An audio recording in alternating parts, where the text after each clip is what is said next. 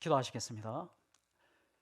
하나님 아버지, 지친 몸 영혼에 힘을 주시고 또 하늘 문이 열리고 묶인 것이 풀어지고 약한 것이 강하게 되고 또 모든 문제가 해결되고 또 감사와 찬양이 넘치는 은혜로 이 시간 함께하여 주시옵소서.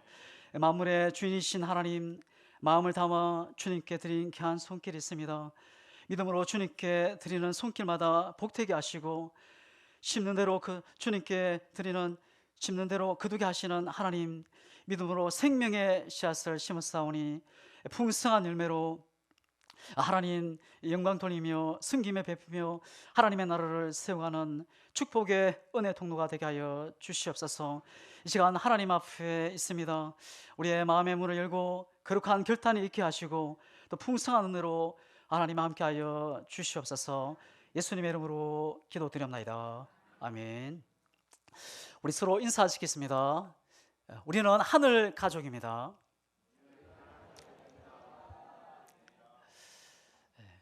우리는 육신에 피가 한 방울도 섞이지 않았지만 우리는 예수 이름으로 복음으로 성령으로 하늘 가족이 되었습니다.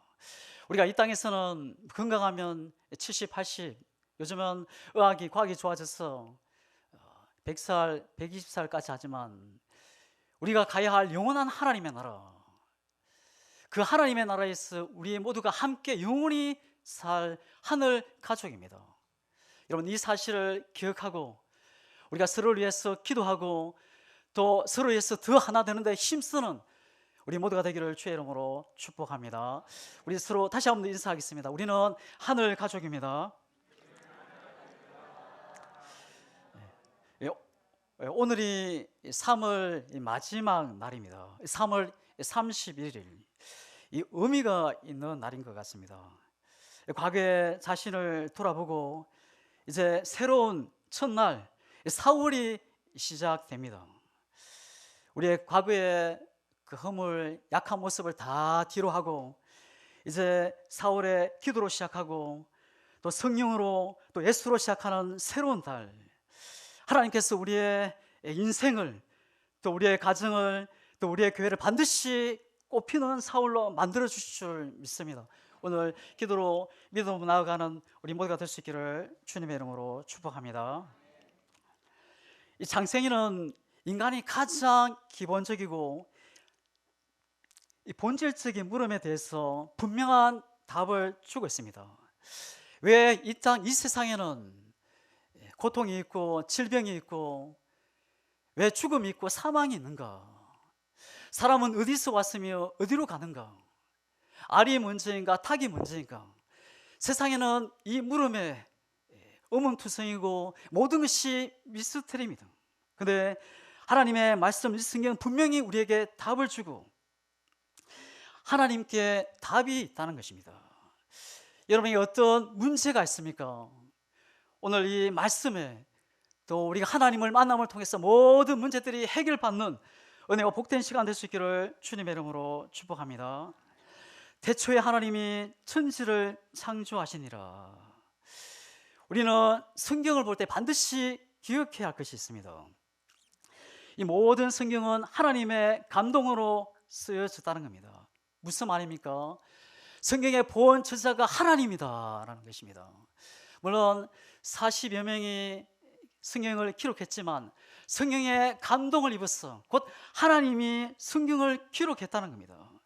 그래서 성경은 사람의 지식이나 경험, 상식으로는 잘 보이지 않습니다. 열리지 않습니다. 그래서 내가 하나님을 뜨겁게 사랑하고 내가 하나님에 대한 갈급함이 있고 하나님을 뜨겁게 찾고 또 성령의 이끌림을 받고 성령님이 충만할 때 성령의 문이 열리게 됩니다. 천지가 없어지기 전에 율법의 1.1핵이라도 없어지지 아니하고 반드시 다 이루리라.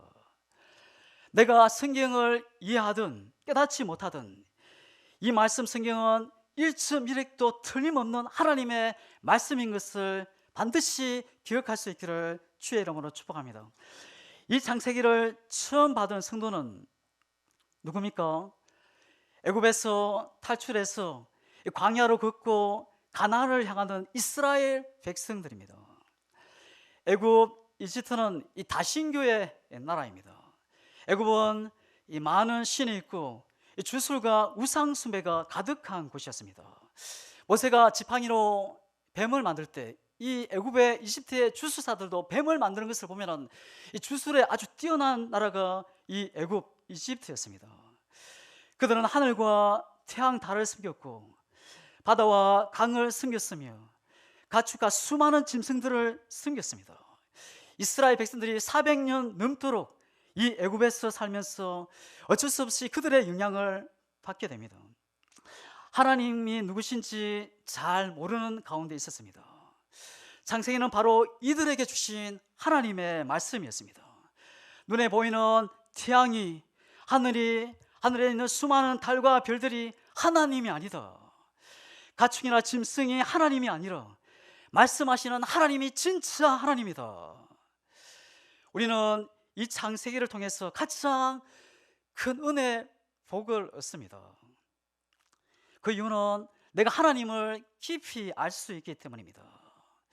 우리가 하나님을 바르게 알지 못하면 우리는 의문에 쌓인 세상에서, 온 세계에서 살게 됩니다. 모든 것이 의문이고 모든 것이 미스터리입니다. 하나님을 바르게 알지 못하면 두려움 속에 살고 이 두려움의 노예로 살게 됩니다. 미신을 믿고 점을 치는 사람들을 자세히 보게 되면 늘 두려움 속에서 살게 되는 것을 보게 됩니다. 눈을 뜨면서부터 또 순간순간 잠자는 순간까지, 잠을 자는 순간에도 두려움 속에 살아갑니다. 집에서 못을 하나 박는 것도 제대로 박지를 못합니다. 집에 이사를 갈 때도 이 날짜를 잡아서 겨우겨우 이사를 가게 됩니다. 하지만 예수 안에 있는 자는 진리신 예수님께서 자유케 하십니다. 왜 이스라엘이 흔들리고 무너지고 파괴되고 바벨론, 아수르의 침략으로 포로가 되고 노예가 되었습니까? 호세아가 이렇게 말합니다. 내 백성이 하나님을 아는 지식이 없어서 망하는도다. 그래서 그는 이렇게 선포합니다. 우리가 여호와를 알자, 힘써 여호와를 알자. 하나님을 알아가는데 힘쓰는 우리 모두가 되기를 주님의 이름으로 축복합니다. 내가 하나님을 알게 되면 내가 보이는 것이 전부가 아니라 하나님의 은혜를 깨닫게 되고 하나님을 보게 되고 영원한 하나님의 나라 천국을 보게 됩니다. 저와 여러분들이 하나님을 만나고 하나님을 아는 이 시간이 될 수 있기를 주님의 이름으로 축복합니다. 우리는 이 창세기를 통해서 알 수 있는 것이 있습니다. 하나님은 모든 피조물과 구별되는 분이라는 겁니다. 하나님은 인간이 만들어낸 신이 아니라 말씀하시는 하나님이라 말합니다. 모세를 통해서 말씀을 하시고 환경을 통해서, 성경을 통해서 말씀하시고 오늘 이 시간 말씀하시는 하나님이십니다. 이 말씀을 듣는 것이 사는 것이고 축복입니다. 이 말씀을 거역하는 것이 죄요 불행의 시작입니다. 처음부터 말씀하셨던 그 하나님은 지금도 말씀하고 계시는 하나님이신 줄 믿습니다. 이 성경은 인간이 하나님의 말씀을 반역하고 거역하는 것이, 불순종하는 것이 모든 불행의 원인임을 잘 보여주고 있습니다. 어느 날 예수님께서 수많은 무리들 앞에서 하나님의 말씀을 증거하고 있었습니다.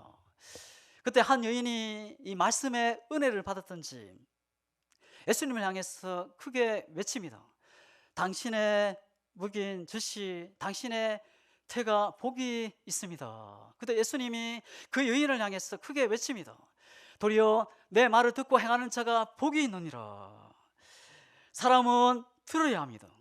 이사야, 에레미야 모든 선지자들이 외친 것이 무엇이었습니까? 들으라는 겁니다. 말씀을 듣지 않는 것이 죄입니다. 말씀을 듣는 것이 축복이요 사는 길이요 생명의 길입니다. 창세기는 하나님 앞에서 살 수 있는 생명의 길이 무엇인지 잘 보여주고 있습니다. 그래서 창세기 12장부터는 이 믿음으로 산 사람들의 믿음의 이야기가 쭉 기록되어 있습니다. 믿음으로 승리하는 사람들의 이야기. 아브라함, 이삭, 야곱, 요셉. 하나님을 믿는 성도가 이 땅을 살아갈 때에 하나님과 함께 살고 말씀과 함께 사는 길이 믿음의 길이요, 그 믿음의 길이 어떤 길인지 잘 보여주고 있습니다.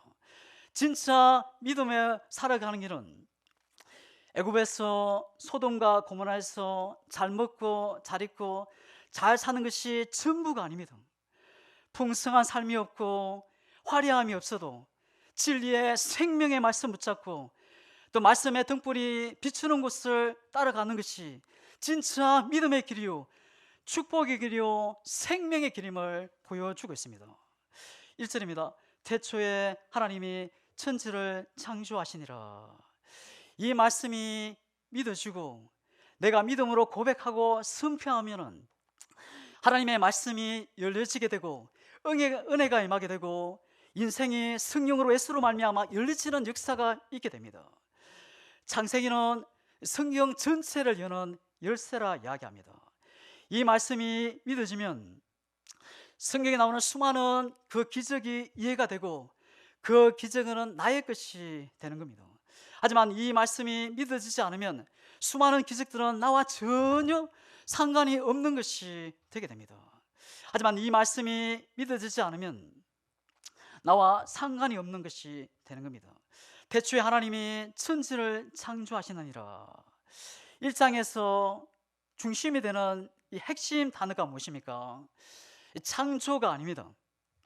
태초가 아닙니다. 이 핵심 단어는 하나님이십니다. 1장에서 하나님이라는 단어가 30분이 기록이 되었습니다. 하나님은 온 우주의 중심이요, 우리 인생의 중심이라는 것을 말하는 겁니다. 세상은 말합니다. 인생의 주인은 바로 나 자신이다. 인류 문제의 시작이 어디부터 시작됐습니까? 내가 중심이 되는 순간부터 문제가 시작되었습니다. 내가 하고 싶은 대로 내 마음대로 내 생각대로 사는 것이 그게 교만이고 그게 제약이고 그게 타락입니다. 아담과 하와에게 뱀이 유혹을 합니다. 선악과를 먹으면 하나님같이 된다. 내가 주인이 되고 내가 왕이 되고 내가 신이 되고 내가 하나님이 되라는 것입니다. 이 아담과 하와는 그 유혹에 넘어가서 그래서 이 땅에 고통이 찾아왔고 심판이 저주 죽음이 사망이 찾아오게 된 것입니다. 하나님이 온 우주 세상의 주인이십니다. 우리 인생의 주인이십니다. 천지 만물은 어떻게 하다 보니 우연히 생겨나거나 자연 발생적으로 진화를 거듭해서 빅뱅에 의해서 생겨난 것이 아닙니다. 천지 만물은 그것을 있게 하신 그 주체가 있다는 것, 그가 바로 하나님이십니다. 그래서 하나님 중심으로 살아갈 때 그것에 기쁨이 있고 감사가 있고 참 행복이 있습니다. 왜냐하면 선하신 하나님이 통치하시고 다스리시기 때문입니다. 하나님을 나의 주인으로 왕으로 신랑으로 모시고 살아가면 그곳에 생명이 또 행복이 있고 천국이 나오거니 시작되는 것입니다. 잠언에서 하나님을 경외하는 것이 지식의 근본이라 이야기합니다. 하나님을 섬기고 찬양하고 경배하는 것이 우리 인생의 온 우주 만물의 본분입니다. 태초에 하나님이 천지를 창조하시니라. 여기서 창조하다는 말은 이 아무것도 없는 무에서 모든 물체를 만들어내는 것을 이야기합니다. 하나님께서는 그의 지혜와 능력으로 아무런 외부의 도움이나 재료 없이 아무것도 없는 상태에서 홀로 천지를 창조하신 겁니다. 세상에는 수많은 창조 기사들이 수없이 많습니다. 그러나 그 중에서 무에서 유로 만든 창조 기사는 오직 성경뿐입니다. 그리고 이 창세기 1장처럼 이 창조 기록이 상세히 기록된 것은 이 창세기 이 성경뿐입니다. 이것은 오직 하나님만이 참된 창조주이심을 증거해 주는 겁니다. 하나님께서 무에서 천지를 창조하셨다는 사실은 하나님에게는 불가능한 일이 없음을 말하는 겁니다. 하나님께서는 인생의 모든 근본 문제, 죽음의 문제, 죄의 문제, 삶의 모든 문제를 해결할 수 있는 능력이 하나님께 있다는 겁니다. 하나님의 모든 말씀은 능치 못하심이 없느니라. 기계가 고장이 나면은 그 기계를 만든 사람에게 가지고 가면은 금방 해결됩니다. 우리에게도 문제가 생겼을 때 먼저 하나님을 찾고 하나님께 나아가는 우리 모두가 될 수 있기를 주님의 이름으로 축복합니다. 모든 만물에는 시작과 끝이 있습니다. 태초에 하나님이 천지를 창조했다. 이 모든 만물은 하나님이 창조하심으로 존재하기 시작한 것입니다. 이 세상 만물은 처음부터 스스로 존재하는 것은 아무것도 없었다는 겁니다. 오직 천지 만물을 창조하신 하나님만이 그 존재의 시작이 없었습니다. 그래서 하나님은 그의 이름을 스스로 있는 자, 곧 여호와라 계시하신 것입니다. 또 시작이 있다는 것은 무엇입니까? 끝이 있음을 이야기합니다. 인생을 비롯해서 세상 모든 만물은 반드시 끝을 맞이하게 된다는 겁니다. 성경 곳곳에서 또 마지막 그 계시록은 세상에 종말이 끝이 있음을 분명히 말하고 있습니다. 그래서 우리는 요한한 세상을 의지하거나 거기에 집착하고 빠져 사는 인생이 아니라 시작도 끝도 없으시고 알파 오메가 되시며 처음과 나중에 계시는 그 영원하신 하나님을 의지하며 그 하나님 바라보고 하나님 나라 소망하며 달려가는 우리 모두가 될 수 있기를 주의 이름으로 축복합니다. 우리의 진짜 소망은 이 세상이 아닌 영원한 하나님의 나라입니다. 우리의 소망은 하나님께 있고 예수님께 있는 줄 믿습니다. 이 창조라는 말에는 모든 것을 통치하시고 다스리시고 관리하고 보수하는 것을 의미합니다. 이것은 마치 엄마가 아이를 낳은 순간 엄마의 일이 끝나는 것이 아니라 엄마의 눈은 더 반짝이고 아이를 막 돌보기 시작합니다. 기저귀를 갈아주고 우유를 먹이고 병이 나면 병원으로 달려가고 그리고 걱정하고 학교에 보냅니다. 창조는 하나님께서 세상을 만드실 뿐만이 아니라 지금도 관리하시고 통치하시고 다스리고 운행하고 계신다는 것을 이야기합니다. 우리가 여기서 기억해야 할 것이 있습니다. 사람이 아무리 똑똑하고 능력 있고 힘이 있을지라도 이 창조자는 될 수 없다는 겁니다. 하나님께서 6일 동안 질서 있게 아름답게 선하게 창조하셨습니다. 그런데 여섯째 날 하나님이 사람을 만드실 때는 성부, 성자, 성령 하나님께서 회의를 하시고 하나님의 형상과 모양을 진흙을 이겨서 그의 생기를 불어넣어 생명이 있게 하셨습니다. 하나님은 모든 만물을 사람을 위해서 만드시고 그의 형상으로 만들어진 존귀한 존재가 저와 여러분입니다. 그러므로 하나님이 창조자이듯이 우리 모든 성도들이 그 창조의 신앙으로 믿음으로 살아가야 한다는 겁니다. 그러므로 어떻게 해야 우리가 창조 신앙을 가지고 살아갈 수 있습니까? 우리가 이스라엘 보겠습니다. 그 땅이 혼돈하고 공허하며 흑암이 깊음 위에 있고 하나님의 영은 수면 위에 운행하시니라. 그 땅은 지구를 이야기합니다. 최초의 지구의 상태를 세 가지로 묘사하고 있습니다. 혼돈, 공허, 흑암. 여기서 혼돈은 이 무질서한 상태를 이야기합니다. 이 공허, 텅 비어 있는 상태, 이 가치가 있는 것이라고는 전혀 없는 상태를 이야기합니다. 흑암, 보이지 않는 깊은 어둠을 이야기합니다. 그 위에 하나님의 영이 수면 위에 운행하고 계십니다. 여기서 운행한다는 말은 닭이 알을 품는 것을 이야기합니다. 온 땅이 무질서하고 텅 비어 있는 깊은 흑암만이 가득했습니다. 그곳에 하나님의 영, 성령님이 하나님의 신이 수면 위에 운행하고 계셨습니다. 암탉이 알을 품는 것처럼 품고 계신 하나님. 이부터 이제 놀라운 창조 역사가 시작됩니다. 빛이 있으라 하심에 빛이 있었고 묻이 드러나라 하시니 그대로 이루어졌습니다. 근데 하나님 없는 곳에는 이 혼돈이 공허와 흑암이 있는 것을 보게 됩니다. 에레미야는 하나님의 영광을 떠난 이스라엘을 바라보면서 이렇게 말합니다. 보라, 내가 땅을 본 적 혼돈하고 공허하며 하늘에는 빛이 없으며. 하나님의 은혜의 역사가 없는 곳에는 이 아름다움도 기쁨도 감사함도 희망이 보이지 않는다는 겁니다. 근데 성령님이 임하시면, 하나님이 임하시면은 사막에 꽃이 피게 되고 죽을 몸이 생명으로 일어나게 되고 어둠이 빛으로 바뀌는 역사가 일어나게 됩니다. 어느 날 하나님께서 이 에스겔, 이 하나님의 사람 에스겔 선자에게 환상을 보여주십니다. 이 걸치고 메마른 광야 골짜기 가운데 이 에스겔을 하나님이 인도하십니다. 그런데 그곳에는 메마른 뼈들이 가득했습니다. 에스겔을 데리고 그 뼈들이 널려있는 사방으로 다니게 하십니다. 그때 하나님이 이 에스겔을 향해서 말씀하십니다. 이 뼈들이 살아날 수 있겠느냐? 이 에스겔이 말합니다. 주 여호와 주께서 아십니다. 다시 하나님의 명령을 따라 되어나자 이 뼈들이 소리를 내고 움직이며 이 뼈 저 뼈가 들어맞아 뼈들이 서로 연결되고 그 뼈에 힘줄이 생기고 살이 오르고 그 위에 가죽이 덮이고 생기가 그들에게 들어가 살아나고 일어나 하나님의 큰 구대가 되는 역사가 일어나게 됐습니다.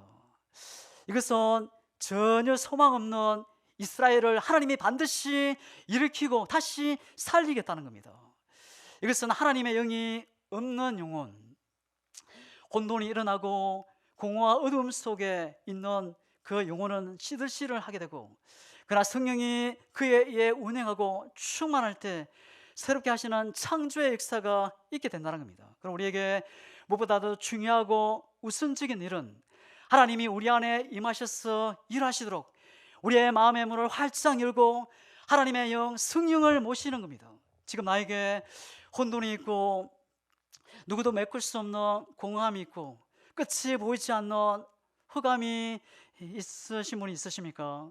하나님을, 예수님을 성령으로 주인으로 모시면 흑암이 떠나가고 어둠이 물러가고 하나님이 우리의 삶을 새롭게 시작하십니다. 성령님이 우리 안에 들어오시면, 그분과 함께하면 예수 그 성령님이 우리를 새롭게 하고 우리 인생을 새롭게 만들어가고 새롭게 이루어 가십니다. 사도 바울은 이 율법에 갇혀서 구약 성경의 하나님만을 알고 있었던 사람이었습니다. 그래서 그는 눈에 살기가 분노가 가득하고 교만으로 꽉 찬 사람으로 살았습니다. 그래서 예수 믿는 사람들을 만나면 도로 쳐서 죽이는데 제일 먼저 앞장섰던 사람이었습니다. 그런데 그가 부활하신 예수님을 만나게 된 것입니다. 성령님이 늘 그와 함께 했습니다. 비박하던 사람이 갑자기 예수님을 전하는 일들이 벌어지자 유대인들이 이 바울을 죽이려고 이 한 명이 아니라 40명이 이 사도 바울을 죽이려고 이 물도 마시지 않고 이 암살단 40명이 생겨났습니다. 그곳 예루살렘에는 이 암살단 40명이 바울을 기다리고 있었습니다. 근데 이 바울이 자신을 죽이려는 사람들이 모여있는 그 예루살렘으로 들어가게 됩니다. 이 사도 바울에는 꿈이, 하나님이 주신 큰 비전이 하나 있었습니다. 예루살렘을 지나 이 로마를 가서 이 예수 복음, 천국 복음을 증거하는 것이 이 사도 바울의 꿈이요 비전이었습니다. 만일 예루살렘에 들어가서 그가 체포되면은 바울은 바로 죽을 것입니다. 근데 놀라운 하나님의 역사가 일어나게 됩니다. 바울이 예루살렘에 들어가자 유대인들이 아니라 이 로마 사람들이 100명의 군사들이 거닌 이 백부장, 이 군사들이 바울을 체포해서 로마 군사의 보호를 받고 이 예루살렘을 떠나 이 바울을 배를 태워서 공짜로 이 로마로 가게 됩니다. 전혀 예상하지 못한 방법으로 하나님이 이끌어 가시는 것을 보게 됩니다. 예수의 이름 붙잡고 성령으로 나아갈 때 허감은 사라지고 하나님이 반드시 창조 신앙으로 성령님이 우리를 이끌어 가신다는 겁니다. 그럼 우리가 우리 안에 성령님이 늘 운행하도록 자신을 내어 드릴 수 있는 우리 모두가 될 수 있기를 주님의 이름으로 축복합니다. 3절 이르시되 빛이 있으라 하시니 빛이 있었고, 하나님이 이르시되 1장에서만 11분이나 기록이 되었습니다.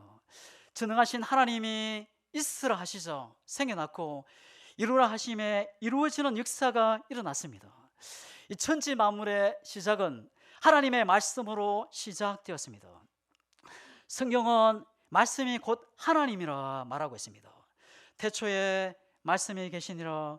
이 말씀이 하나님과 함께 계셨으니 이 말씀은 곧 하나님이시니라. 요한복음 1장 1절, 천지 만물이 하나님의 말씀에 의해 창조되었다는 사실은 우리 모든 성도들이 하나님의 말씀에 절대 순종해야 할 이유를 말씀해 주고 있는 겁니다. 하나님은 천지 만물이 존재하도록 생각만 해도 능히 하실 수 있었습니다. 그럼에도 불구하고 하나님은 굳이 하나님의 말씀으로 이 만물을 말씀으로 창조하셨습니다. 왜 하나님이 말씀으로 이 천지 만물을 창조하셨을까요? 그것은 우리 인생들에게 하나님이 인격자요 살아있는 하나님이심을 증거하기 위해서입니다. 여러분, 말하는 것이 무엇입니까? 살아있음을 나타내는 도구입니다. 하나님은 말씀으로 천지를 창조하심으로 그의 인격과 살아계심을 증거하신 겁니다. 만약 하나님께서 말씀 없이 선포 없이 천지를 만들었다면 하나님도 이방인들이 섬기는 많은 신들 중에 하나로 취급될 수 있습니다. 그래서 천지 만물은 창조가 아니라 유출이나 진화에 의해서 생겨났다는 이 주장에 힘을 실어줄 수 있습니다. 그러나 하나님은 말씀으로 천지를 창조하심으로 자신은 인격을 갖고 살아 역사하시는 하나님이심을, 천지 만물이 살아계신 하나님에 의해 창조되었음을 만천하에 선포하고 알리신 것입니다. 하나님의 말씀은 혼돈과 공허와 허가만이 있는 이 땅 위에 만물이 있게 했습니다. 하나님의 말씀에는 창조의 능력이, 생명력이 있다는 겁니다. 하나님의 말씀에는 무에서 유로 만들어내는 능력이 있습니다. 하나님이 지금도 말씀으로 죽은 영혼을 살리시고 계십니다. 우리는 하나님의 말씀을 사모하여 날마다 그 말씀을 묵상하고 그의 말씀을 붙들려서 그 말씀에 순종하고 그 말씀과 함께 동행하며 믿음으로 나아가는 우리 모두가 될 수 있기를 주님의 이름으로 축복합니다. 그럴 때 우리는 날마다 생명력이 넘치는 삶, 창조의 신앙으로 주님의 생명으로 늘 승리하며 믿음으로 나아가게 될 줄 믿습니다. 하나님께서 첫째 날 만드신 것은 이 빛이었습니다. 그러나 태양을 비롯한 이 행성들은 넷째 날에 만드셨습니다. 우리는 태양이 빛의 근원이 아님을 보실 수 있습니다. 하나님이 빛을 가장 만드시고 태양을, 다른 행성들을 넷째 날에 만드신 이유가 무엇입니까? 하나님만이 생명이요 하나님만이 빛의 근원이 되심을 보여주신 겁니다. 하나님은 생명과 빛의 근원이 되십니다. 요한계시록 22장 5절입니다.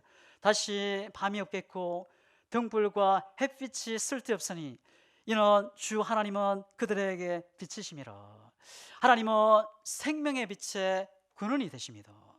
말라기 4장 2절입니다. 내 이름을 경외하는 너에게 공의로운 해가 떠올라서 치료하는 광선을 비추리니 너희가 나가서 외양간에서 나온 송아지같이 뛰리라.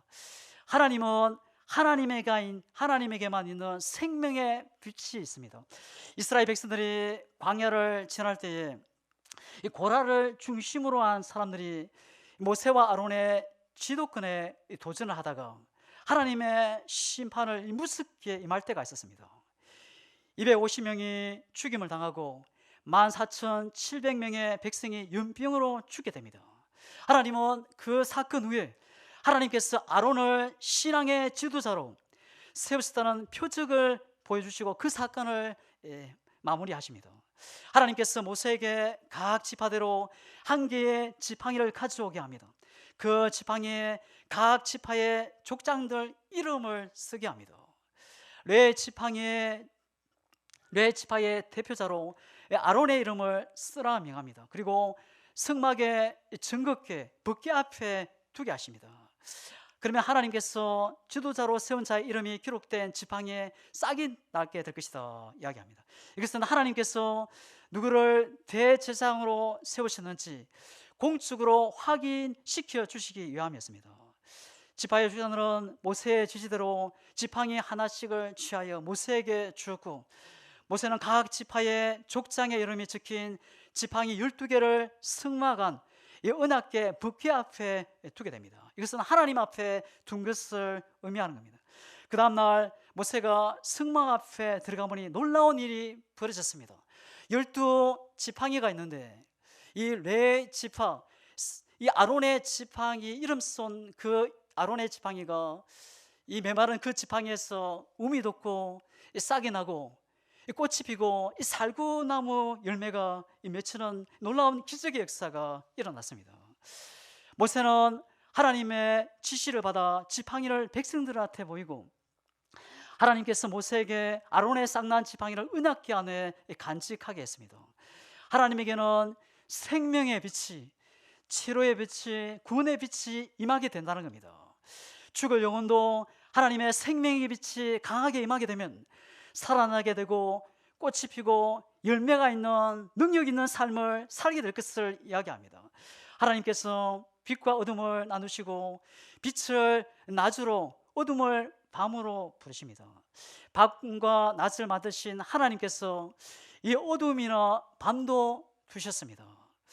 어둠도 밤도 하나님의 계획이요 하나님의 역사라는 겁니다. 그리고 우리는 밤을 두려워하거나 어둠 때문에 넘어지지 않기를 바랍니다. 그 시험에 들지 않기를 바랍니다. 밤도 어둠도 하나님께서 허락하신 겁니다. 사람은 밤이나 어둠 때문에 넘어지는 것이 아닙니다. 내가 낙심해서, 내가 절망해서, 내가 스스로 포기하기 때문에 넘어지는 겁니다. 어둠은 빛을 이길 수 없는 겁니다. 빛에 거하는 자는 어두운 밤을 두려워하지 않습니다. 왜냐하면 능력의 예수님의 이름이 그와 늘 함께하기 때문입니다. 밤이나 어둠이 무엇입니까? 성경에서 말하는 이 어두운 밤은 거칠은 광야, 고통, 위기, 흑암의 세력, 지옥을 의미하고 있습니다. 하나님께서 세상의 밤을 두신 이유가 어디에 있습니까?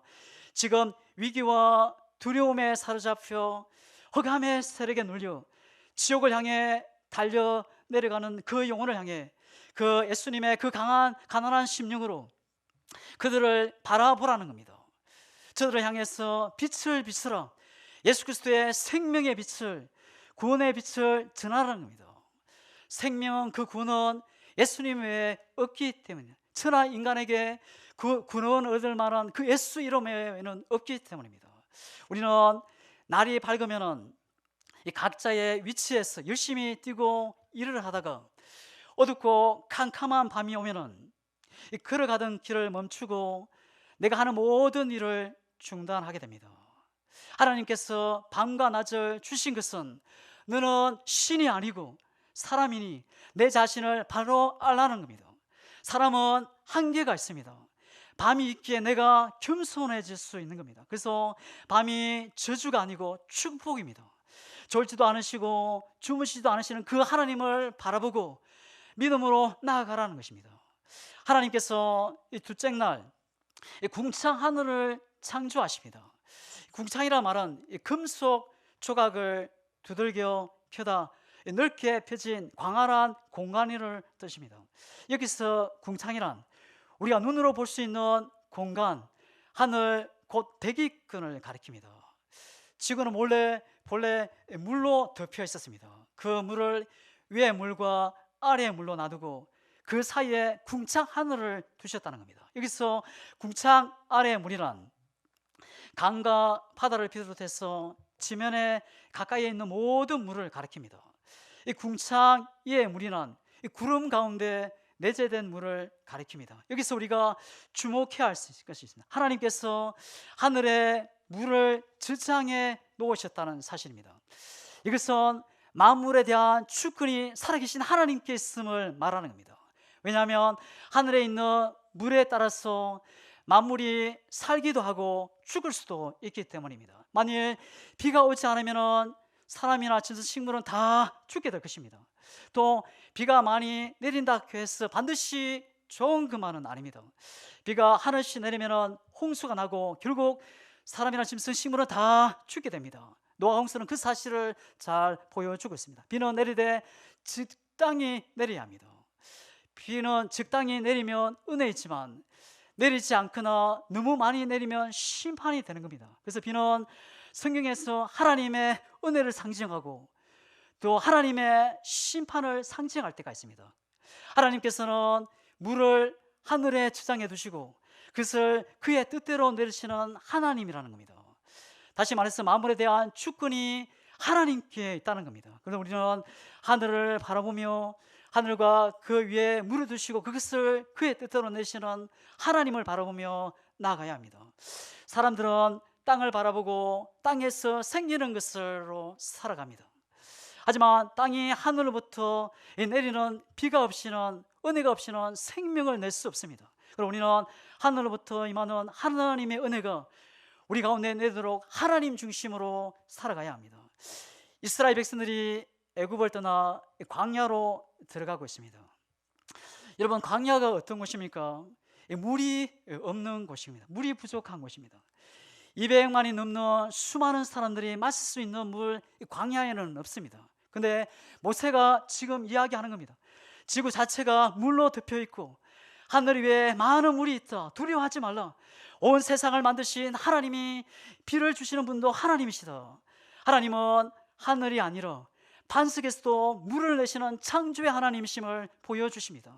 우리는 우리의 생사화복이 하나님께 달려있음을 알고 하나님을 바라보고 또 하나님인 중심으로, 또 말씀 중심으로 살아가는 우리 모두가 되기를 주의 이름으로 축복합니다. 사실 우리의 삶에 있어서 필요한 모든 것이 하늘을 만드시고 그게 은혜의 물을 저장해 두신 하나님으로부터 온 것들입니다. 그럼 우리는 우리의 시선을 이 땅이 전부가 아니라 우리의 시선을 땅에서 하늘로 돌려야 합니다. 우리의 소망은 하늘에 있고 하나님을 우리의 기업으로 삼고 또 믿음으로 달려가는 우리 모두가 되기를 주님의 이름으로 축복합니다. 하나님은 창조 둘째 날에 이 궁창이라고 불리는 하늘의 대기권을 만드셨습니다. 그리고 그 대기권 안을 우리 눈에는 보이지 않는 이 공기라는 물질로 가득 채워 넣으셨습니다. 이 사람은 돈을 주고 먹는 음식은 며칠을 먹지 않고 굶어도 생존할 수 있어요. 어떤 분은 10일, 30일, 40일 금식해도 죽지 않습니다. 그러나 아무 값없이 마시는 공기, 단 몇 분만 마시지 않아도 생존할 수 없습니다. 근데 우리는 이 귀중한 공기에 대해서 고마움을 얼마나 느끼며 하나님께 감사하고 있습니까? 우리는 항상 자유롭게 마음껏 공기를 호흡하면서도 공기의 고마움을, 감사를 쉽게 잊어버립니다. 공기는 보이지 않고 소리도 없고 또 값도 지불하지 않기 때문에 고마움을, 감사를 쉽게 잊어버리고 살아갑니다. 하지만 공기는 하나님께 주신 눈에 보이는 그 어떠한 선물보다도 가장 값지고 중요한 축복입니다. 그리고 우리는 하나님께서 우리에게 베푸신 이 얼반 은총의 은혜를 기억하고 매 순간순간마다 하나님께 감사하며 또 하나님 앞에 찬양하며 영광 돌리는 우리 모두가 될 수 있기를 주님의 이름으로 축복합니다. 하나님은 인간을 창조하시기 전에 이 사람이 살 수 있는 충분한 환경을 조성해 주셨습니다. 하나님은 인간을 만드시되 이 무책임하게 만드신 하나님이 아니었습니다. 인간이 삶을 영위할 수 있도록 모든 준비를 마칠 수는 있어서 드디어 마지막으로 인간을 만드신 겁니다.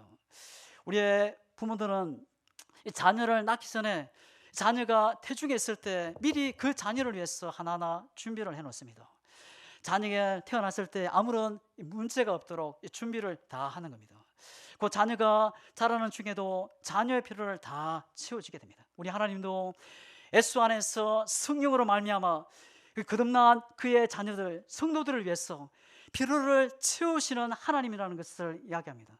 부모들이 자녀의 요구에 있을 때 그들의 요구를 들어주듯이 하나님도 성도들이 간구하고 기도하면 반드시 들어주십니다.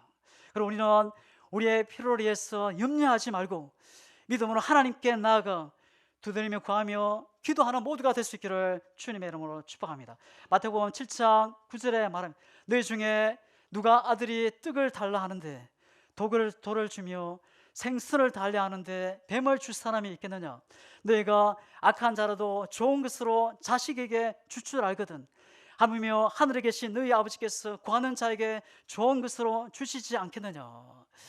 인간을 지으시기 전에 먼저 사람을 위해서 필요한 모든 것을 준비하신 하나님, 또한 우리 성도들 자녀를 위해서 모든 필요를 알고 준비하셨음을 알고 믿고 오늘도 믿음으로 구하고 찾고 두드리는 우리 모두가 될 수 있기를 주님의 이름으로 축복합니다. 땅은 하늘이 만들어진 후에도 물로 덮여 있었습니다. 이 세상은 온통 물이었던 것을 보게 됩니다. 하나님께서 천하의 물이 한 것으로 모이라 말씀을 하시자 바다가 생기고 땅이 드러났습니다. 하나님께서 물이 땅에 넘쳐 들어오지 못하도록 한계를 두신 하나님, 바다가 절대 그 한계를 넘어오지 못하도록 하나님이 막아선 겁니다. 에레미야 5장 22절입니다. 여호와의 말씀이니라. 너희가 나를 두려워하지 아니하느냐? 내 앞에서 떨지 아니하겠느냐? 내가 모래를 두어 바다의 한계를 삼되 그것으로 영원히 한계를 삼고 파도가 그세게 이나 그것을 이기지 못하며 뛰노나 그것을 넘지 못하리라. 그 광활한 그 바다를, 그 한계를 삼은 것이 무엇입니까? 바닷가의 모래였습니다. 그 약한 모래가 그 바다를 막고 있다는 겁니다. 우리가 이렇게 살 수 있는 것, 하나님께서 말씀으로 바다를 붙들고 계시고 하늘에 있는 물이 다 쏟아지지 않도록 하나님이 붙들고 있기 때문입니다. 바다를 막고 있고 하늘의 물을 받치고 있는 것은 공구의 힘이 아니라 지구의 중력이 아니 하나님이십니다. 지구의 중력까지 만든 분이 하나님이십니다. 하나님의 말씀에는 사람의 영혼을 변화시키고 새 사람 되게 하고 힘있게 하는 살리는 능력이 있습니다. 이 말씀이 바다를 붙들게 하고 공중의 물을 잡고 있다는 겁니다. 이 말씀이 우리 안에 심령의 삶을 새롭게 하고 또 새 사람 만들게 하는 능력이 있습니다. 지금도 하나님이 이 말씀을 통해서 우리의 심령을, 우리의 환경을, 우리의 자녀를, 우리의 모든 삶을, 우리 인생을 변화시키십니다. 또 하나님은 열매를 맺는 나무를 지으십니다. 사람이 감옥을 키우는 가장 큰 목적은 열매를 맺기 위해서입니다. 그래서 세례요한이 열매 맺지 아니하는 나무마다 지켜 불에 던지운다 했습니다. 또 주님께서도 열매 없는 무화과 나무를 저주하기도 했습니다. 우리 주님은 우리에게 열매를 기대하십니다. 그 열매가 무엇입니까? 복음의 열매, 믿음의 열매, 성령의 열매를 맺기를 기대하십니다. 우리가 입만 무성하고 보기에는 화려해 보이는데 열매가 없다면 부끄러움을 당할 수 있습니다. 하나님께서 오늘 우리에게 생명을 주시고 건강을 주시고 일터를 주신 것, 열매입니다. 우리가 만날 모든 사람에게 우리의 입술, 작은 성긴 헌신을 통해서 풍성한 열매를 맺어서 하나님 앞에 영광 돌리는 우리 모두가 될 수 있기를 주의 이름으로 축복합니다. 하나님께서 넷째 날 하늘의 궁창 크고 작은 이 광명체, 이 별들을 만드시고 낮과 밤을 주관하게 하십니다. 해와 달과 별은 인류 역사 속에서 엄청난 영향을 끼쳐 왔습니다. 고대 이집트에서 태양을 절대 권력, 이 절대 신이라 생각을 했습니다. 그래서 인간은 태양을 바라보며 살해하고 태양을 거스르면 죽은 목숨으로 생각했습니다. 그래서 그들은 왕권을 강화하기 위해 왕을 태양이라 불렀습니다. 태양을 생명의 근원으로 알고 숭배의 대상이 되어왔습니다. 달이 커지고 작아지는 것을 보고는 인생의 운명을 점치고 아이를 낳지 못하는 여인들을 달을 보면서 그 증기를 받게 되면 아이를 낳을 수 있다 생각을 했습니다. 우리 조상들도 저녁이나 새벽에 그래서 물을 떠놓고 둥근 달을 보면서 멀리 나간 자녀를 위해서 빌 때가 있었습니다. 또 사람들은 하늘의 별을 보고 자기의 별을 정했습니다. 그 별이, 자기가 정한 그 별이 잘 보이지 않고 또 흐릿하게 치침해지면 자기 인생의 끝이 난 것으로 생각했습니다. 또 하늘에서 큰 별똥별이 하나 떨어지면 나라의 큰 인물이 죽었다 생각을 했습니다. 이 고대사의 해와 달과 별은 한 개인, 한 가정, 한 나라의 중대한 역할을 했다는 겁니다. 그래서 해와 달과 별이 세상을, 온 우주를 다스린다 생각을 했습니다. 그러다가 나무를 숭배하고 큰 바위를, 또 파도와 모든 자연 만물을 숭배하게 된 것입니다. 지금은 사람들이 하늘 천체들의 원리를 알고 해와 달이 왜 뜨고 지는 것을 알게 되었습니다. 이제는 태양이나 별들을 두려워하는 존재가 아니고 이제 정복해야 할 존재가 되었습니다. 지금 사람들이 두려워하는 것이 무엇입니까? 해와 달과 별이 아니라 땅값이 떨어지고 집값이 올라가고 질병에 두려워하고 있습니다.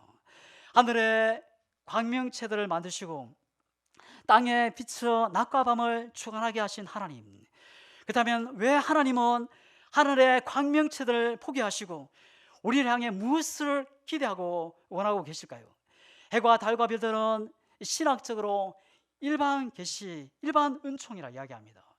처음 하나님께서 태양을 잇기 전에 하나님의 영광의 빛, 생명의 빛으로 낮을 주관하게 하시고 또 12절에 식물을 자라게 하셨습니다.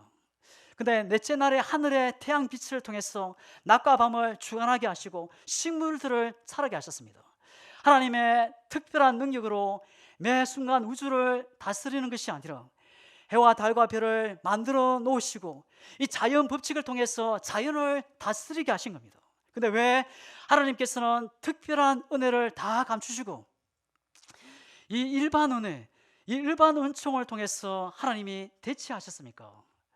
하나님은 언제든지 하나님의 놀라운 기적의 능력으로 우리를 다스리고 우리를 충분히 인도하실 수도 있습니다. 근데 하나님은 기적과 같은 특별한 방법이 아니라 날마다 일어나는 일상적인 일 가운데서 사람들이 하나님을 발견하기 원하시고 하나님을 만나고 하나님을 찬양하며 그를 믿고 그와 함께 승리하며 살아가기를 원하십니다.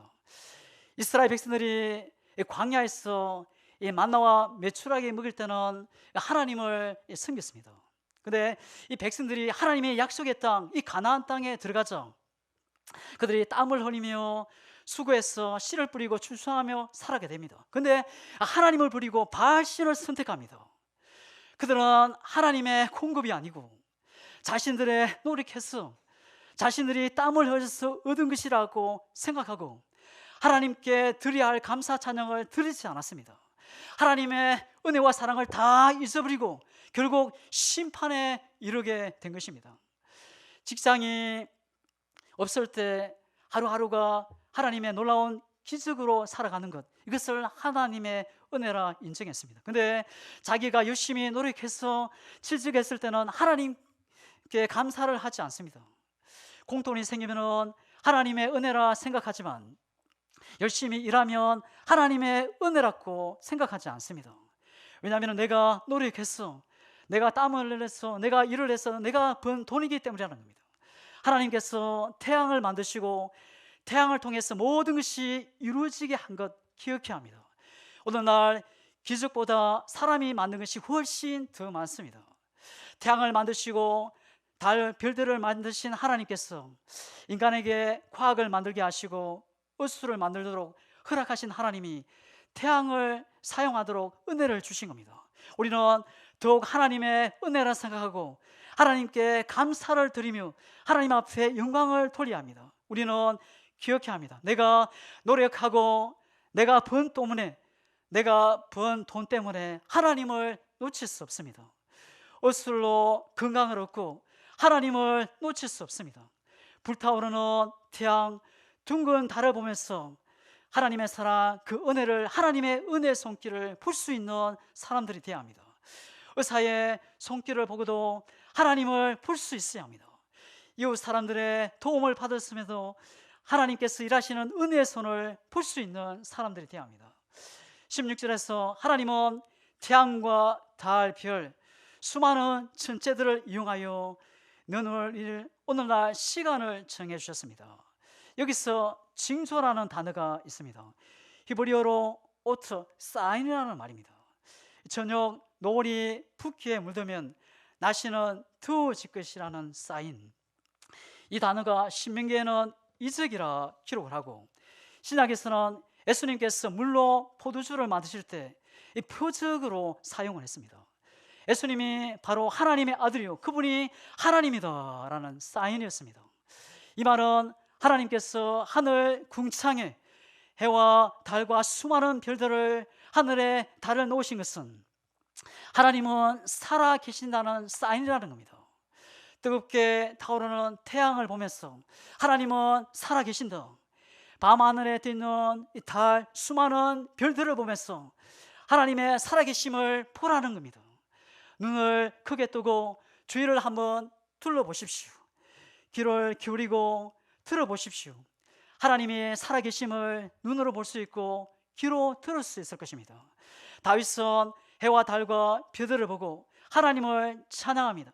주의 손가락으로 만드신 주의 하늘과 주께서 베풀어 두신 달과 별들을 내가 보니 사람이 무의식에 주께서 그를 생각하시며 인자가 무의식에 주께서 그를 돌보시나이까.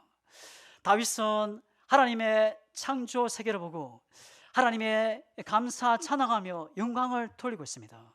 우리도 하늘의 수많은 별들을 보고 또한 해와 달을 보면서 또 하나님을 보고 하나님을 찬양하며 하나님 앞에 영광 돌리는 우리 모두가 될 수 있기를 주님의 이름으로 축복합니다. 우리가 주위를 둘러보면은 이 봄날에 이 꽃들이 온 세상을 덮고 있습니다. 여러분, 그 꽃 한 송이를 보면서 하나님이 그 따뜻한 하나님의 사랑을 발견할 수 있기를 주의 이름으로 축복합니다. 나를 위해서 그 만드신 이 온 세상 그 하나님을 찬양하며 또 하나님 앞에 영광 돌리며 또 믿음으로 창조의 신앙으로 성령과 함께 살아가는 우리 모두가 될 수 있기를 주님의 이름으로 축복합니다. 기도하겠습니다. 하나님, 우리를 위해 온 세상을 만드신 사랑의 하나님, 은혜 하나님 감사합니다. 하늘의 수많은 별들을 보고 들에 피는 꽃을 보면서 하나님을 볼 수 있는 믿음을 주시고 찬양으로 영광 돌리는 우리 모두가 되게 하여 주시옵소서. 모든 인생이 하나님의 주인이심을 하고 하나님 중심으로 하늘을 보며 또 말씀 붙잡고 성령으로 달려가는 우리 모두가 되게 하여 주시옵소서. 예수님의 이름으로 기도드리옵나이다. 아멘.